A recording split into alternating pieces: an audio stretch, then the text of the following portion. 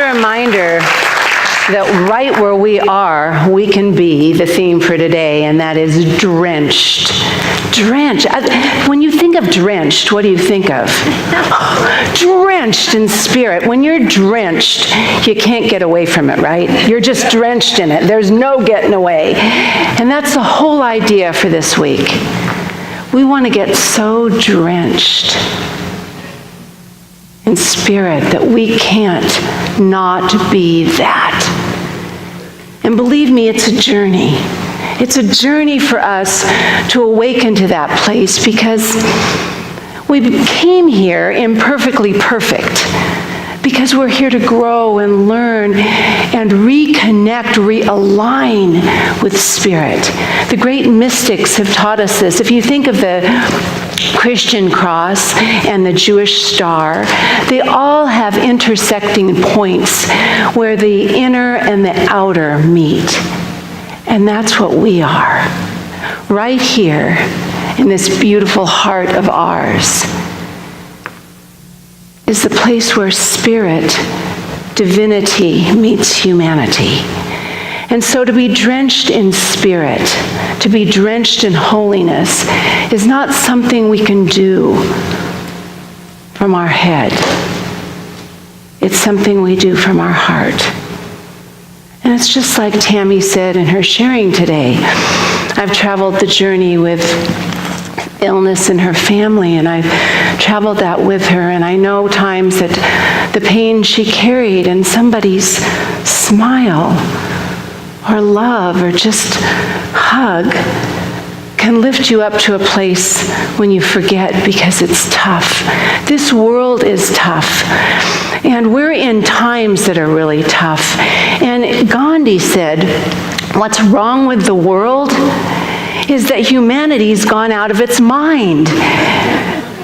And I would say it's even more than that. We've gotten too much in our mind, because our mind is going to tell us there's a right, wrong, good, bad, yes, no. Yes, we live in this creative, diverse universe, and we're all allowed to think differently. And I want you to say, oh, yay. Oh, yay. Yes, because we're allowed to think differently. How boring it would be if we all thought the same way and did the same thing. What cookie cutters, would be terrible. But we've forgotten that we're allowed to do that.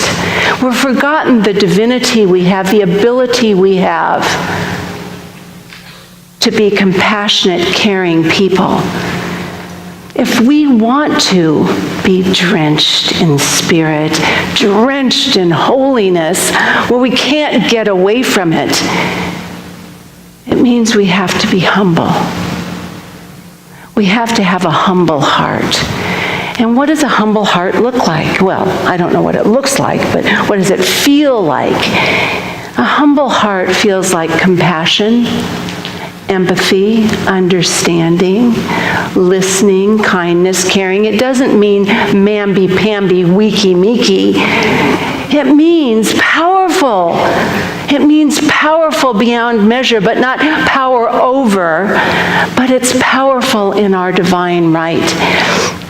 One of the things I think we've gotten a bit skewed is our real ego. I mean, we hear all sorts of things about the ego. Some philosophies say, kill the ego. Well, don't do that.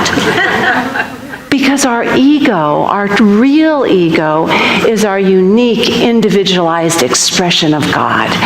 We all came here for a purpose and a reason. There is no better or worse. We all came here with exactly what we need to be who we're meant to be.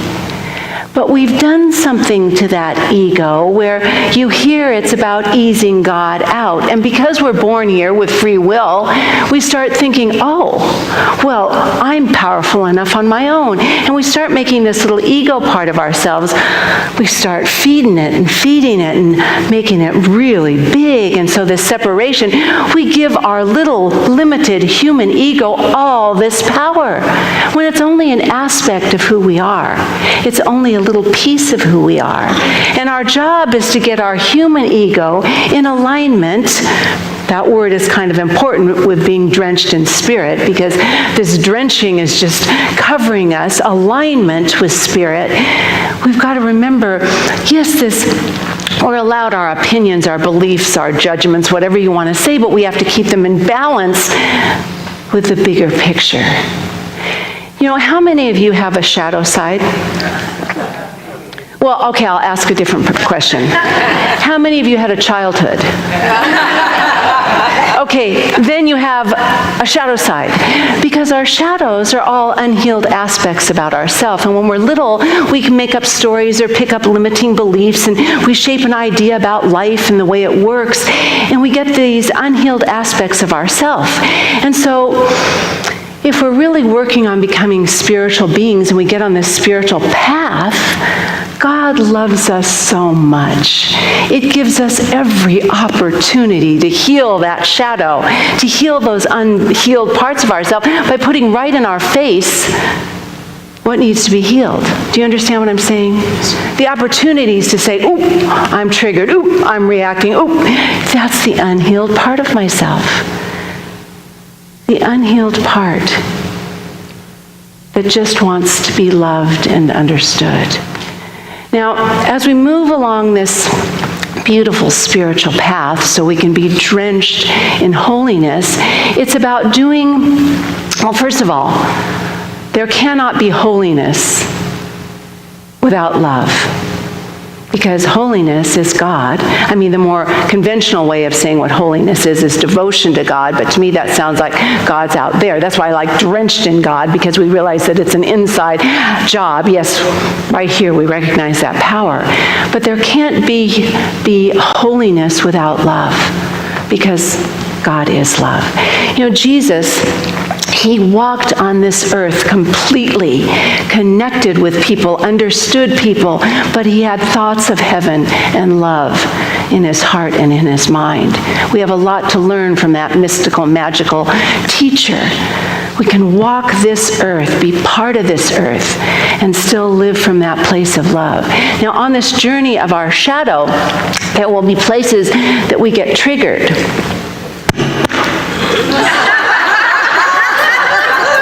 See, you can't get away from it. As hard as you try, you get triggered, and we want to react. We want to react.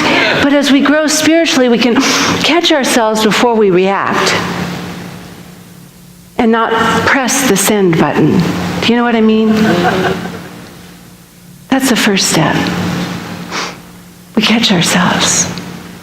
And then we grow a little more, and we catch ourselves and we soften our heart and we go, what would a really cool spiritual answer to be? Or what would a really cool spiritual response be to this situation? So instead of bringing things down, we make it better.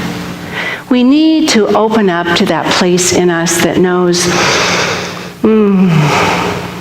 we are part of this powerful universe, this vibrational universe. Everything's energy. And we have the ability to uplift the vibration. How many people think maybe the vibration needs to be lifted up a bit? Yeah, we need to lift it up. We need to lift it up. We need to lift it up so we can remember that we're all part of this together. We're all part of this oneness and this vibration. We get to choose. You know, our consciousness sets our vibration. So whatever we do, wherever we are, we're carrying the vibration of our consciousness. So many of us need a consciousness cleanse daily. Some people maybe more minute by minute, yes. But we need to cleanse the consciousness regularly, to do an autocorrect, to be in alignment. What would love do? We need to get to that place where we can let go of the limitations and the fears and be in alignment with goodness. The problem is that ego that we've given so much power likes to cling really, really tightly to old beliefs, right?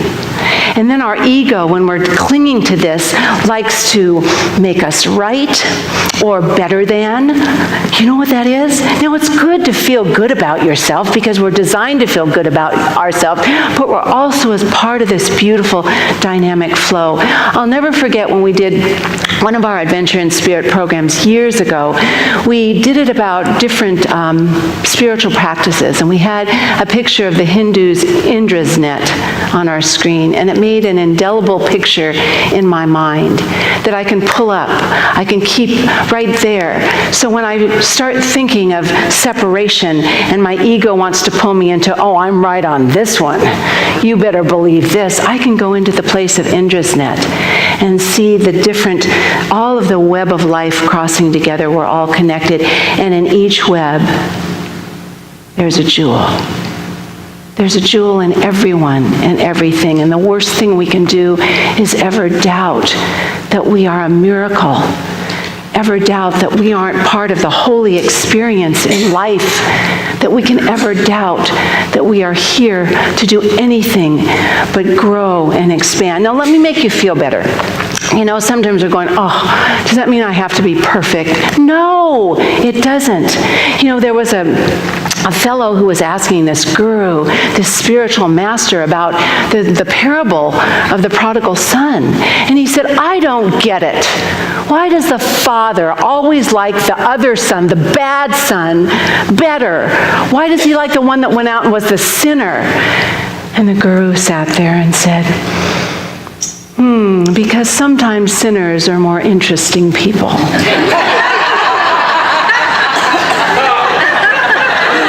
Now, don't get any ideas, okay? That's simply meant to mean that if we aren't brave enough to go out and make mistakes, meaning sometimes we speak our word and it doesn't come out quite right. Sometimes we do things and we went, oop, how did I get here? We all make mistakes on this path of learning. And if we aren't brave enough to go out there and learn and grow and live life, then we are truly not doing our work. We're pretty boring people. We have to be brave enough to be fully present in this thing called life. We have to be brave enough to do that. So today, when we start this time of being drenched in holiness, drenched in spirit so we can't get away, I want you to take this minute and just close your eyes. And I always ask you to just kind of unravel yourself, because the change and growth comes in the heart. And as we close our outer eye, if we just open that inner eye and devote this beautiful time, this next 5 weeks that we have together, where we're really focused on igniting and living the light within, I'm just going to invite you to feel that light of spirit. Feel that light of love. And know that we sit in a beautiful room of diverse, original creations of spirit, that we're sitting here in this beautiful collective consciousness that we can uplift and change and evolve and grow right here and now. And as we choose to make that shift in our own consciousness, where we surrender all the things that have kept us limited and separate, where we can just breathe in and let them go. As we said, remaining tight in the bud, there is a time when that becomes too painful. It doesn't work because it expresses in ways in our life that aren't for the highest and best for all, that we can choose to blossom. And I want you to take this moment, and as you ask this question in your heart, just imagine the flower, the beautiful lotus flower, blooming within your own heart and soul. As we ask together, just saying, I choose to be a beautiful expression of love, God, spirit, whatever word you want to use, in action. How may I open myself up to be more available to life's presence, love's presence, good's presence, whatever it is in my life? How can I open up to be more available? What do I need to let go right now? What do I need to let go? That I can be filled with love and compassion and understanding and empathy and awareness. That we move beyond that place of fear and limitation, Let it go. Let that light keep growing, igniting, lighting inside, that we can let it go so we're in a place of love and light and peace and health and healing and growth and opportunity, that we choose to focus on what is right and good and true. And as beautiful Barbara read from that poem in the Practicing the Presence, right here, right now, we have everything we need. Right now. Just in a very nice voice, just say, I have everything I need, and speak it out loud. Remember, when ideas grow when they're shared, I have everything I need. God, love, life, goodness, as close as my own breath. And I know for each and every one of us, we have the power right here and right now to choose better, to do better, to love bigger, to understand more.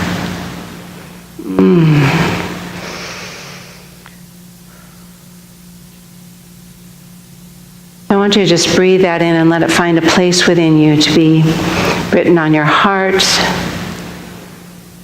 Find a place that's just ignited within you. And I want you to just imagine what it feels like to be drenched, where you can't get away from God's love. You're drenched in it. You're drenched in possibility. You're drenched in wholeness. And when you feel completely soaked, just open your eyes. And you're soaked. You know, the story I just want to end with this morning is a story that brings understanding to me. It's a story we've heard many times, all of us. It's in Debbie Ford's book, Your Holiness. And it's a story of the two wolves, of a chief, a Native American chief, speaking to his grandson, teaching him. And he says to the grandson, I just want you to know, grandson, that there are two wolves inside of me, and they are fighting. These same wolves are inside of every person. One wolf is loving and kind.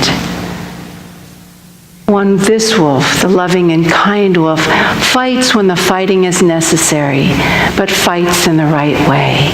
It comes from a place of peace and justice and goodness. The other wolf, that wolf isn't as happy or peaceful or content.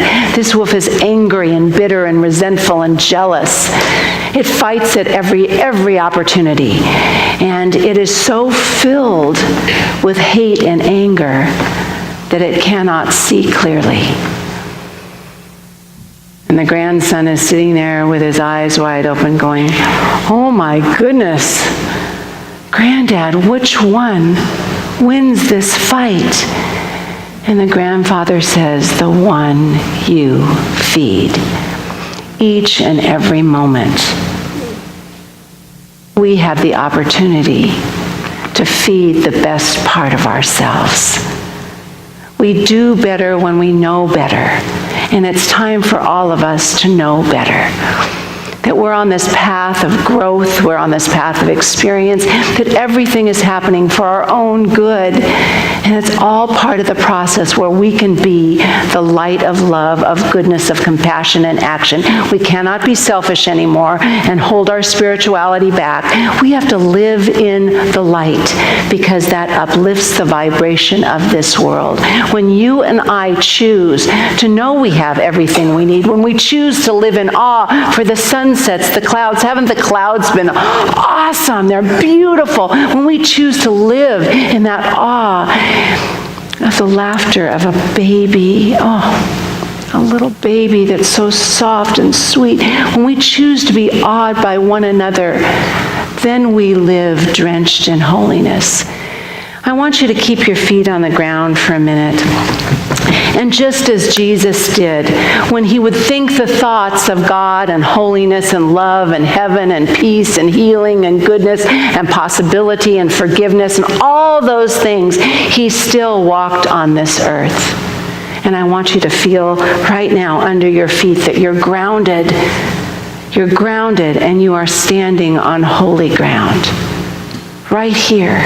We're standing on holy ground. We are filled in a room full of love. In this very room, there's enough love because there's love everywhere. So when we let that fill us from the bottom up, from the top down, from the inside out, we are drenched in holiness. And I would love, are you the only one here?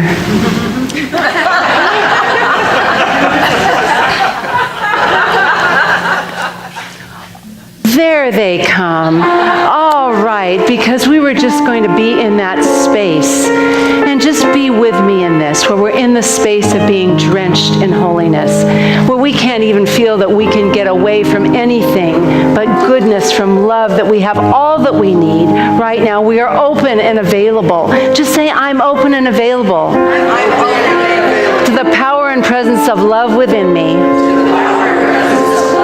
I take a stand to be the light in the world, to build connections, to let go of limitations, and to let love be love as me. Right here, right now, I know I'm living from that holy place. And we seal this right now by saying,